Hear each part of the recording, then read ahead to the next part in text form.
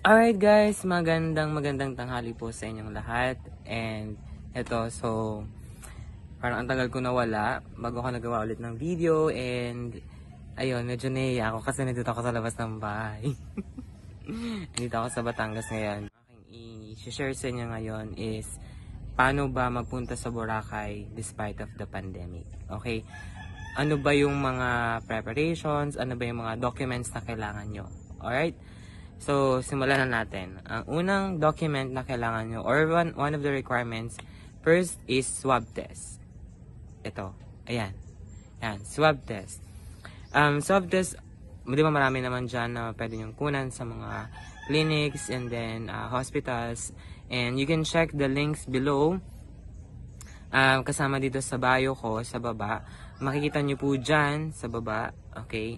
Yung pong mga useful links na pwede nyo magamit, like links ng saan kayo pwede mag-check ng mga accredited clinics and hospitals na pwede kayong magpa-test ng swab. These are accredited by DOH. And so, luckily, okay, andyan po ang ating Red Cross. Red Cross. Ito, yan, Red Cross. Okay, ito. Asan ba? Ayan. Red Cross. So, sa Red Cross po, pwede po kayong magpa-swab test. Okay, libre po yun. Ang gagawin nyo lang po is pumila po kayo sa kanilang mga offices or dun sa mga locations where you can do the swab test. Ayun. Basta pwede kayong magpa-swab test. Okay? Libre lang po yun, provided na meron po kayong PhilHealth ID. Uulitin ko po, provided meron kayong PhilHealth ID. So, it's a must. Dapat po meron kayong PhilHealth ID na dala-dala on the day na magpapaswab test po kayo. Very important po yon. Okay? And for the link ng swab ng form na fill upan nyo po online, you can check that also below sa bio. Andiyan po yung useful link ng Red Cross na pwede nyo pong fill upan. Okay? So, pag na-fill up nyo na po yung form, submit nyo po, may lalabas po yung code. So, take note of the code. If you can do screenshot, better. Pero meron din naman kayo ma-receive na email confirmation about your swab testing. Tapos, kasi meron doon disclaimer na you don't need to do something. Hintayin nyo lang po yung email nila para sa appointment. Actually, basta may code po kayo, pwede na kayong pumunta ng Red Cross para po magpa-swab test na. Okay po? Ganun po yun. Basta may code, punta na kayo ng Red Cross, pumila na kayo, and then, ayun, magpa-swab na po kayo. Very mabilis lang naman po yung process. Ang medyo matagal lang po kasi is yung pag-pil. Mabilis yung yung result. Kung halimbawa ngayon is Wednesday, nagpa-swab ako, like natapos yung swab testing ko ng mga 11 or 10. So the next day, which Thursday ng madaling araw or morning, marireceive nyo na po via email yung pong result ng inyong swab test. Okay? Right. And then second requirements. Okay, tama ba? Second requirement, okay? Your confirmed itinerary. Your confirmed ticket, okay? Yung pong ticket nyo po ng aeroplano. Yung tama, ticket sa aeroplano. Okay, mahalaga din po yun na meron kayong confirmed na flight. Okay? It's either AirAsia or Cebu Pacific. Ayan, yan. AirAsia or Cebu Pacific. Pwede po kayo check their websites para po sa mga flights na ino-offer nila going to Boracay. Tapos po, kailangan may confirm din kayo na hotel accommodation.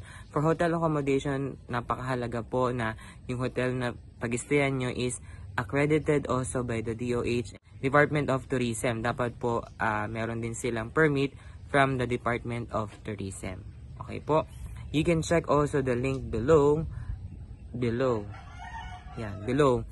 Para po dun sa list ng mga hotels na pinapayagang mag-operate or pinapayagang mag-accommodate ng mga tourists sa may Boracay Island. Okay?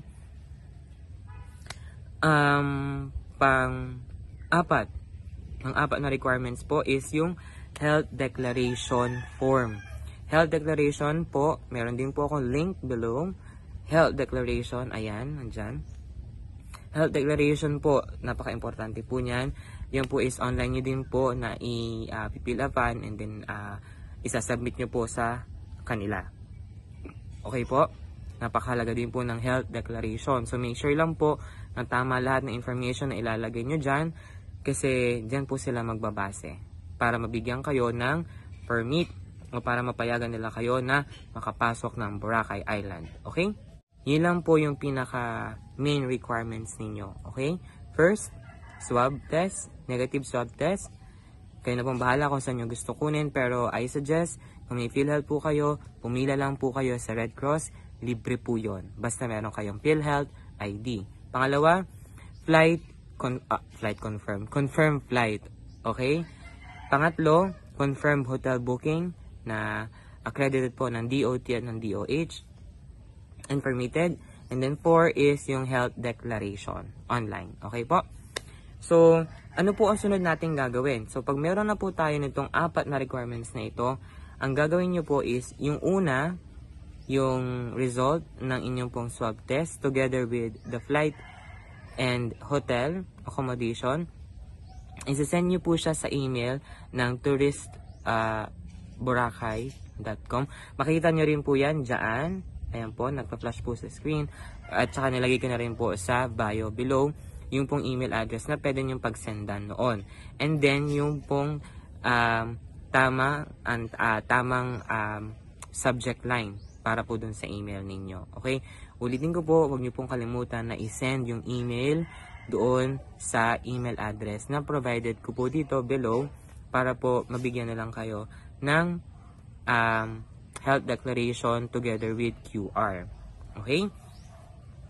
Yung pong health declaration, pagka po nasubmit nyo na online, okay na po yun. Alright? So, ang isasend nyo lang po sa email, ulitin ko, yung pong inyong negative result ng swab test, flight, and hotel accommodation. Okay? Pag nasend nyo po yun, bibigyan po nila kayo ng, i-replyan po nila kayo ng health declaration together with QR. So, isa lang po yung i-reply nila sa inyo. Isang form lang yon ng health declaration na may QR, na yun po yung kailangan laging yung dala-dala para po, yun po yung ini-scan ng mga establishments at saka rin po ng, sa airport at sa airline, yun po yung i-scan nila to see if nakakompleto nyo po yung requirements na hinihingi ng pamunuan ng Boracay Island para po may permit kayo. Okay po? Tapos po, dapat po, sobra po itong napaka-importante po. Okay? Dapat po, magpapaswab test kayo. Kung magpapaswab test kayo, dapat po, yan ay valid po yan within 72 hours only. Ulitin ko po, valid po ang inyong swab test result 72 hours only from the time na kinuha yung swab test. Ulitin ko, from the time na kinuha yung swab test. Okay? For example, kung nagpaswab po kayo ng 12 PM ng Monday, dapat po yung flight ninyo magde-depart ng at least Wednesday before 12 PM. Kasi very strict po sa airline. For example, si AirAsia, yung pong ginamit naming airline, very strict po sila talaga. Kumbaga, doon sila nagbabase sa oras kung kailan kayo kinuhanan ng swab test. Okay? Hindi po yun yung kung kailan na-release yung result. Yung po is kung kailan na kayo kinuhanan ng test. Okay, so guys, additional information po. Okay? Anyway, kung meron naman po kayong flight with AirAsia, may marireceive po kayong text message coming from them na yung pong all domestic flights nila effective June 5, 2020 is ano na po siya, parang nilipat na po siya sa before Terminal 4 po ito. Ulitin ko, Terminal 4. Ngayon po, inilipat po ito sa Terminal 3. Okay? So, lahat po ng mga flights ninyo na with AirAsia na domestic, nalipat po ng Terminal 3. But I still suggest, kung ano man po yung ma-receive nyong notification, just follow it. Okay? Si government po is, ang ginawa niya po, ang pwede lang pong flight na gumamit ng Boracay Airport or Caticlan Airport is yung pong mga tourist na pupunta ng Boracay Island. Okay? That is specific or that is for tourist use only. Okay? Yung pong mga uuwi ng probinsya, ng Aklan, ang gagamitin nyo pong airport ay ang Kalibo Airport. Okay po? Ayun guys, hanggang dito na lang. Okay, ulitin ko, you can just check the links below, mga useful links below para po makuha niyo yung mga requirements nyo kung gusto nyo pumunta ng Boracay Island. Okay? Again, thank you so much for watching this short video and enjoy Boracay!